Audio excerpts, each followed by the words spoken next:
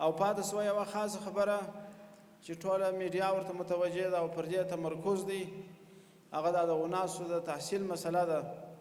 په دې مسله کې خو په ابتدا کې چې جریانات وویل سوله، مطلق هلته د بندېدلو خبره نه ده سوې، د امر ثاني خبره سوې ده. خو دا چې د افغانستان شرایطو ته وضعیت ته خلک نه ګوري، بس خپل خواهش او فرمایش ته متوجه دي چې دا نو ولې بند سو، دا نو ولې بند سو، بې ځایه د خلکو افکار خرابوي، ذهنونه خرابوي.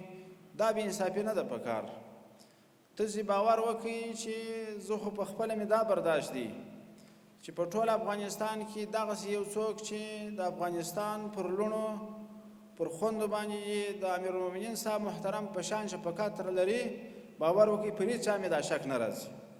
دا اوسنی چې کوم جریان روان دی، دا زموږ د پوهنتونونو چې کومې استادان دي یا مسؤلین دي، دا د وناسو طبقه ټولو ته پر کورو باندې اوس معاشات ورکول کېږي. د هېچ چا په معاش کې یوه ذره کمبود نه دی راغلی. په دا نورو ریاستونو کې وزارتونو کې چې کوم د اناس شبکه وجود لري، دا تېره هفته زموږ مجلس د یو وزارت د یو ریاست پر کارمندانو باندې داسې کارمندان یې هم پکښې کې وې چې د 1 لک افغانۍ زیاته تنخواه وه او اسلامي امارت تر اوسه نه ده پر بنده کړې تنخواه روانه ده. نو غلطې ارادې نه وناسو ته لرو، دا زموږ خویندې دي، زموږ میندې دي، زموږ لوڼې دي.